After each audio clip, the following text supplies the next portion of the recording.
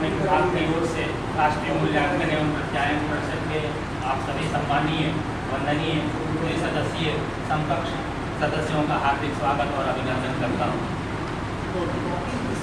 Jubilee महाविद्यालय का परिचय आप लोगों को प्राप्त हो गया, इसलिए मैं सीधे अपने विभाग का इतिहास पर मैं आता हूँ।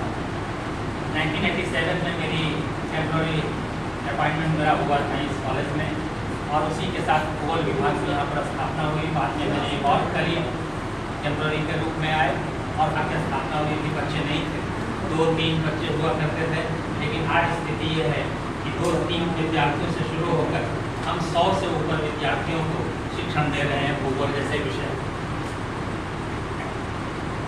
महाविद्यालय के जो डिफरेंट डिपार्टमेंट्स हैं, डिफरेंट डिपार्टमेंट्स में ज्योग्राफी डिपार्टमेंट का अपना एक अलग स्थान है। किस आधार पर?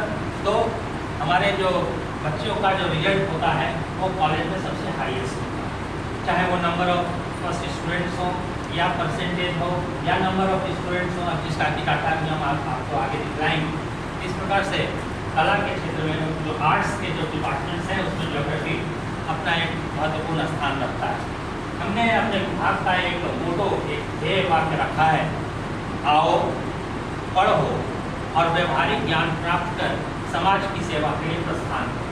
और यह सिर्फ मोटो हमारा नहीं है, ये हमारा केवल एक सेंटेंस नहीं, आगे के पन्नों में अभी हम अपना पहचान बना रहे हैं। ये एक छोटा सा आपके सामने मैं प्रस्तुत कर रहा हूँ कि भूगोल विषय का लक्ष्य और उद्देश्य, एम्स एंड ऑब्जेक्टिव्स क्या है। तो भूगोल के 2 पक्ष, एक सैद्धांतिक और एक व्यवहारिक, एक थ्योरेटिकल है, एक प्रैक्टिकल।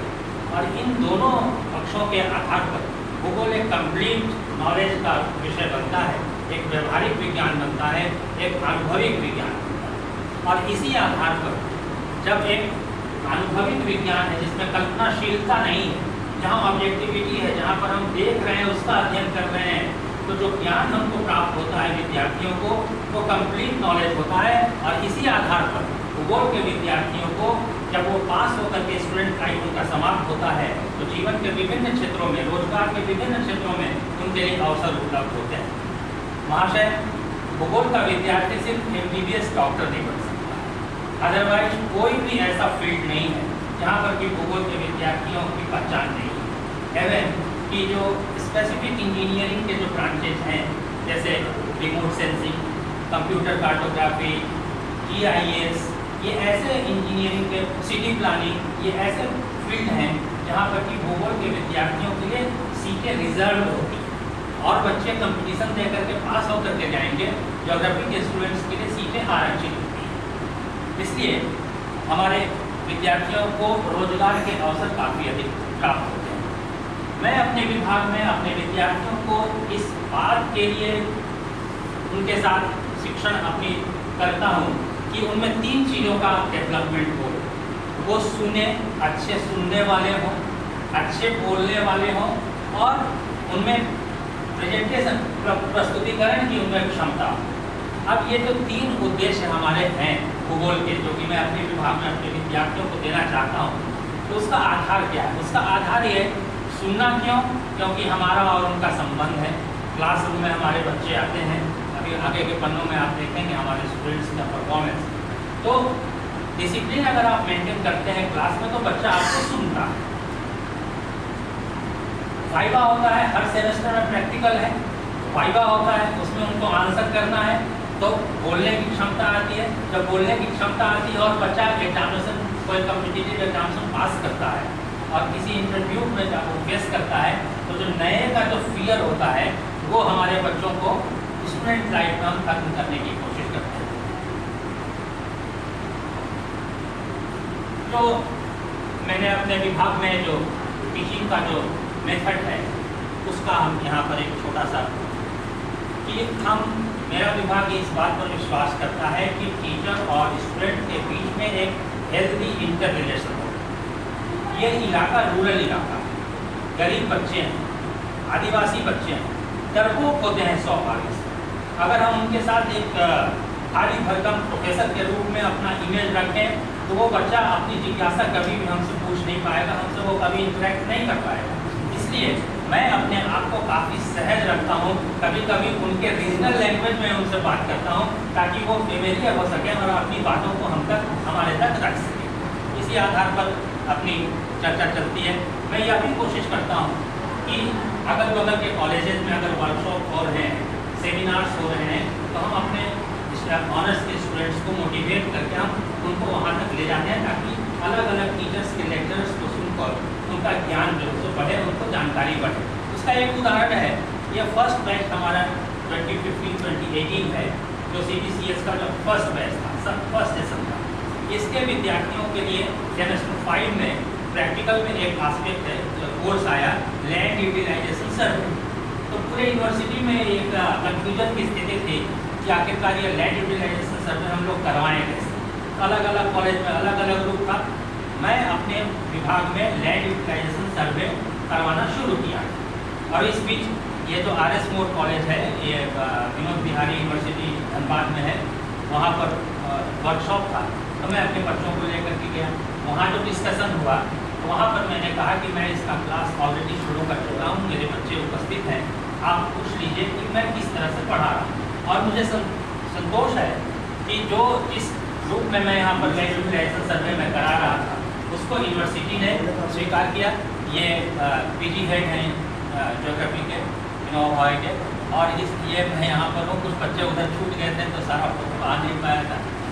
तो यहाँ से जो मैंने लैंड यूटिलाइजेशन को जो मैंने सर्वे का प्रोसेस मैंने अप्लाई किया था यहाँ, उसको यूनिवर्सिटी ने एक्सेप्ट किया और आज उसी पैटर्न पर लैंड यूटिलाइजेशन सर्वे सेमेस्टर 5 में कराया जाता है। ये सर इसकी चर्चा अभी हम लोग कर चुके हैं। अब हम आते हैं हमारे विभाग के स्ट्रेंथ। मैंने उस पन्ने को यहाँ पर रखा है जो कॉलेज के द्वारा सर्टिफाइड है। सर ये अलग अलग सब्जेक्ट्स हैं, कितने स्टूडेंट अपीयर हुए, कितने फर्स्ट हुए, कितने सेकंड हुए, पास हुए, ये टोटल स्ट्रेंथ में मेरा जो नंबर है ज्योग्राफी का कॉलेज में फिफ्थ है नंबर ऑफ स्टूडेंट्स के मामले में, और हमारा रिजल्ट का जो परसेंटेज है वो 90%। कॉलेज का जो एवरेज है वो 84.88 है। ये हुआ 1588।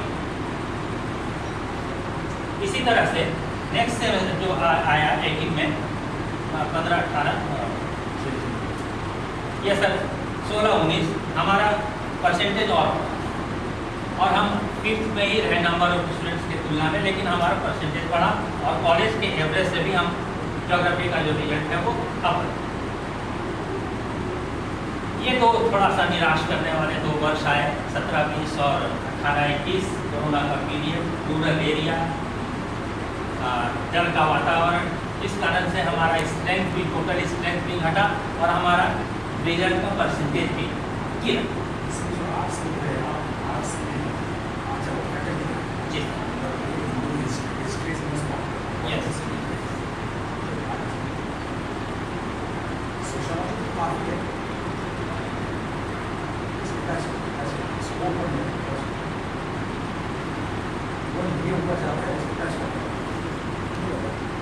ये वही 18-21 का है सर, लेकिन पिछले सेशन से थोड़ा सा इम्प्रूव हुआ रिजल्ट, लेकिन अभी भी हम कॉलेज एवरेज से हम कम हैं।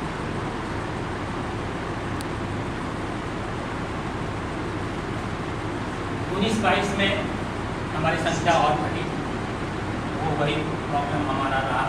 एक बार जब आप प्रभावित हो जाता है एडमिशन तो फिर उसको दोबारा फिर लाइन अप करने में थोड़ी दिक्कत होती है, लेकिन धीरे धीरे अब हम लोग उसी पुराने स्टेज पर हम सर अभी आप पूछ रहे थे ना कि टीचर्स को 35-36 साल हो गया, आप लोगों को रिकॉग्निशन क्यों नहीं मिलता है।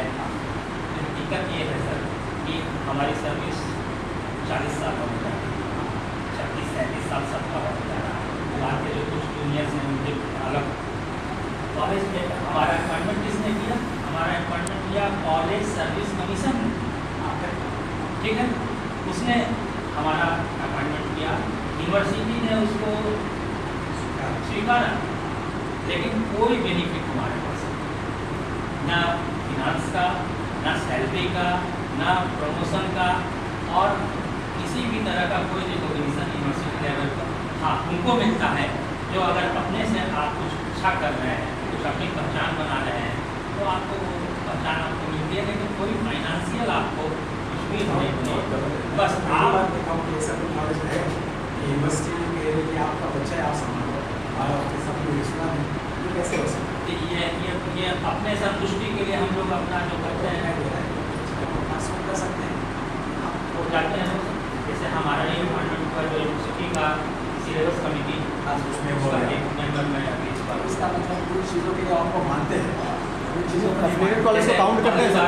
एफिलिएटेड कॉलेज को ये सब में बोर्ड ऑफ स्टडीज में भी देते हैं, जैसे सिंडिकेट का मेंबर, सीनेट के मेंबर, सिलेबस में एकेडमिक मेंबर वो लोग देते हैं। वो जैसे लोग जा पहली सकते बार पीएचडी का गाइड कॉलेज में मैं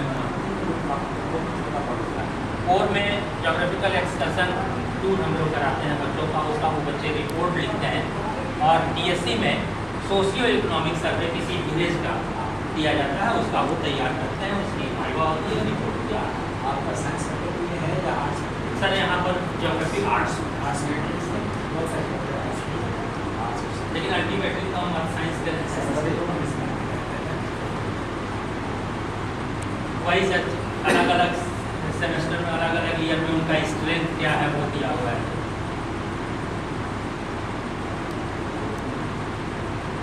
सर मैं अपने विभाग के कुछ ऐसे बच्चों के बारे में बताना चाहता हूँ। मेरी एक आदत है कि हमारे जो बच्चे पास कर गए वो अब कहाँ हैं, उच्च शिक्षा में हैं या कहाँ जा रहे हैं। तो कुछ ऐसे कोई ऐसा क्षेत्र नहीं है जहाँ पर कि हमारे बच्चे अपनी पहचान नहीं है। इसके पहले भी वो उन्होंने जो IT जैसी वो सारा यही नाम है। सेना हो, सुरक्षा हो, बैंकिंग हो, बीमा हो, न्यायिक शिक्षा हो, पब्लिक प्राइवेट सेक्टर, हर जगह हमारे बच्चे हैं। जो पहला सेशन आया 15-18 का, उसमें कितने बच्चों ने MA किया, BEd किया, कुछ बच्चे पब्लिक सेक्टर में, प्राइवेट सेक्टर में हैं। उसके बाद 16-19 में ये संख्या बढ़ी, हायर एजुकेशन में जाने वालों की संख्या बढ़ी। MA BEd, MA सब डेटा आपके इसमें क्यों नहीं आया? कुछ था, कुछ उन्होंने किया। तो आप देखते हैं ना किसी का ये जो इनका जो डेटा है, ये इसमें सब कुछ डेटा मतलब नहीं गया, आपको डेटा नहीं हमने देखा, अभी मैं बैठा था तो कुछ तो वहाँ वो शो किए हैं, लेकिन सारा वो शो तो आपको बताया कि बहुत सारा है। मैंने सारा हायर एजुकेशन प्रोफेशनल स्टूडेंट्स का जो है पूरी LLM और अभी दिल्ली में वो रजिस्टर्ड जी आप इसमें जरा एडवाइस कीजिए, इनका जो डेटा रहती है वो उनका है तो हमारे को जरा सब डेटा है PPT ही दे दीजिए। आप थोड़ा डेटा का जो डाटा करके सर ऐड कर देंगे, प्रोग्रेशन का डाटा करेंगे। यस सर, प्रोग्रेशन डाटा मैं ऐड करके सभी पार्टी पैरेंट जो है ये कोमल सिंह सर अभी जस्ट 15-18 की स्टूडेंट है। अभी वो BA करने के बाद MA की, BEd उसका कंप्लीट हुआ, शादी हुई 2022 में और विशेष झारखंड के रूप में वो अभी सिलेक्शन हुआ, हो सकता है सामने आएगी। तो मैं आपको पता है हमारा जयदेव बेदिया अभी जस्ट करेंट बैच का है, अभी 5 दिन पहले उसकी परीक्षा समाप्त हुई। भारत से 2 बच्चों का सिलेक्शन हुआ था इंटरनेशनल यूथ मीट में, जो कि कोलंबिया के बोगोटा शहर में हुआ था। और ये ट्राइबल बच्चा है, Jaydev Bedia is a very poor student. और 2 बच्चों में से इसका एक बच्चा मध्य प्रदेश से, एक बच्ची थी यस जी, और एक हमारा ये स्टूडेंट था। और वहाँ पर वो बोगोटा में अपना रजिस्ट्रेशन दिया। और उसके बाद जब वहाँ से लौट के आया तो G20 का जो हमारे यहाँ हो रहा है, उसके क्रम में इसको मॉडल इंटरनेशनल लीडर्स मीट में इसको इन्विटेशन मिला, वो पार्टिसिपेट किया। जिस खेलकूद की चर्चा हो रही थी सर इसके पहले के छाटी ने जैसा कहा, खो-खो को जिंदा रखने वाला ये कॉलेज, और इस कॉलेज में खो-खो को जिंदा रखने वाला वो, चाहे वो गर्ल्स की टीम हो चाहे वो बॉयज़ की टीम। अधिकांश जो खिलाड़ी हैं वो ज्योग्राफी के स्टूडेंट्स हैं। आसपास के जितने स्कूल हैं, कॉलेजेस हैं, वहाँ पर सब्जेक्ट एक्सपर्ट के रूप में मैं बुलाया जाता हूँ। NIOS की प्रैक्टिकल एग्जामिनेशन में मैं एक्सटर्नल एग्जामिनर के रूप में नियुक्त होता रहता हूँ लगातार कंटिन्यूस पिछले 7-8 वर्षों से। FYUGP का पाठ्यक्रम निर्धारण समिति जो यूनिवर्सिटी लेवल पर बनी, उसका मैं एक मेंबर बनाया गया और हम लोगों ने वो सिलेबस तैयार करके उसको जमा भी कर दिया। विश्वविद्यालय के द्वारा क्वेश्चन सेटर के रूप में मैं नियुक्त होता रहता हूँ। एक शोधार्थी, एक रिसर्च स्कॉलर मेरे अंडर 2022 में रजिस्टर्ड हुआ है। 2 शोध आलेख मेरे इंटरनेशनल जर्नल में प्रकाशित हुए, जिसको कि छोड़ दिया डॉक्टर झा ने उसको अपना आलेख ऐसे जो भी है उसको प्रोड्यूस करने का। तो ये फिजिक्स, साइकोलॉजी, राजनीति विज्ञान और हिंदी के नेशनल इंटरनेशनल जो सेमिनार्स हैं, वर्कशॉप हैं, उसको मैंने अटेंड किया है। सारे सर्टिफिकेट्स मैंने सर 7-8 वर्ष पहले मेजर रिसर्च प्रोजेक्ट के लिए मैंने अप्लाई किया था और वो सैंक्शन भी हो गया था, फंड भी अलॉट हो गया था, मेरा टॉपिक एक्सेप्ट भी कर लिया गया था। मेरा प्रपोजल 7 लाख का था और यस सर, UGC का जो मेजर रिसर्च और मेरा प्रपोजल अराउंड 7 लाख। जो एक्सपर्ट है जी रामचंद्र, वो बड़ा नाम ज्योग्राफी का, उन्होंने उसको 12 लाख किया। और दुर्भाग्य से यह हुआ सर कि ये जो है सो करप्शन का फैक्टर हो गया और पर मुझसे 50,000 रुपये मांगे। लेटर भी अभी तक मेरे पास है। 50,000 भी है देखा है। तो ऐसा तो नहीं किया कि मैंने प्रयास नहीं किया। सर हिंदी भाषा के प्रति मेरा विशेष लगाव है। पारिवारिक पृष्ठभूमि कुछ ऐसी है जिसमें कि हम इंटरनेशनल फिल्म के विद्वान हमारे परिवार में हैं, इसलिए अन्य विषयों के साथ साथ हिंदी के साथ बहुत गहरा लगाव है। एक नाम मैं रखना चाहूँगा आप लोगों के सामने। हिंदी के जो बहुत बड़े हस्ताक्षर हैं डॉक्टर हजारी प्रसाद द्विवेदी, वो मेरे नाना जी, इसलिए हिंदी के प्रति मेरा विशेष लगाव है। और मेरा जो शोध प्रबंध है PhD का जो था, उसको भी मैंने हिंदी में लिखा। तो शायद रांची यूनिवर्सिटी में पहली बार ज्योग्राफी में PhD थीसिस हिंदी में लिखी गई। तो भूगोल अध्ययन के प्रति 3 से शुरू हुआ। आज हमको मेहनत करने की आवश्यकता नहीं है कि विद्यार्थी कैसे आएंगे, कहाँ से आएंगे। जो विद्यार्थियों के बीच ये फैला हुआ है कि काफ़ी पॉपुलर सब्जेक्ट है, अपने सर बेस्ट रिजल्ट के लिए विभाग जाना जाता है। और जो हमारा फायदा है मेल स्टूडेंट्स की तुलना, वीकनेस हमारा है, कोई हिचक नहीं है अपनी कमजोरियों को बताने में कि जो स्टैंडर्ड की जो मैगजीन्स हैं, चाहे वो नेशनल हो इंटरनेशनल हो, जीरो नहीं। प्रयोगशाला हमारा है, एपरेटस हैं जो हम पढ़ाने हैं सिलेबस में, वो सारे एपरेटस हैं अच्छी संख्या में, लेकिन उसको हमको मॉडर्न करने की आवश्यकता है, वो हम नहीं कर पा रहे हैं। तो आधुनिक प्रयोगशाला स्थापन में आर्थिक बाधा हमारे पास आती है। सर अवसर क्या है? तो अवसर की कोई कमी नहीं है। भूगोल के विद्यार्थियों के लिए खुले हुए हैं अवसर। और जो सबसे बड़ा जो अवसर का क्षेत्र है वो जो कम्पिटिटिव एग्जामिनेशंस हैं, वो ऐसा क्षेत्र है जहाँ पर भूगोल के विद्यार्थियों का सक्सेस रेशियो अन्य सब्जेक्ट की तुलना में सबसे ज़्यादा है। चैलेंजेस जो चुनौती है वो सिर्फ एक मैंने चुनौती रखा है, और अगर अपने रिटायरमेंट के पहले उस एक चुनौती को मैं पा लेता हूँ तो मैं समझूंगा कि पैसा नहीं मिला, लेकिन मैंने विषय के साथ न्याय किया। और वो ये कि अपनी कमजोरियों का यथासंभव तथा यथाशीघ्र समाधान करना, इसको मैं चुनौती के रूप में लेता हूँ। और यदि सहयोग मिला विभिन्न माध्यमों से तो मैं इस चुनौती को भी पार कर जाऊँ। अंत करता हूँ सर, 2 भूगोल के 2 बड़े विद्वान हुए, उनके कोटेशन के साथ मैं अंत करूँगा। जेम्स क्लियर ने कहा, भूगोल का ज्ञान जूतों के तले घिसकर ही प्राप्त किया जा सकता है। और दूसरा E.F. फ्रीमैन, जिन्होंने कहा भूगोल यात्रा करने का तथा स्वयं अपनी आंखों से देखने का विषय है। इन 2 कोटेशंस को मैं ट्रांसफर करता हूँ अपने स्टूडेंट्स के बीच।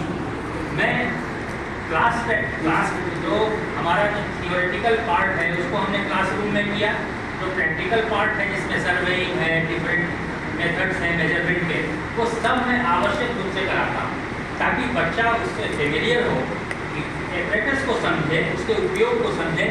और जो सेमेस्टर 6 में एक्सकर्शन ट्रिप है ये compulsory each and every student को उसको कंप्लीट करना है। ये जो फोटो है जिस घाटी से होकर के अभी आप आए हैं, उस घाटी के आधी सराउंडिंग को मैं स्टडी करा रहा था, तो वहीं पर खड़ा होकर के सामने बच्चे हैं उनको मैं पढ़ा रहा था।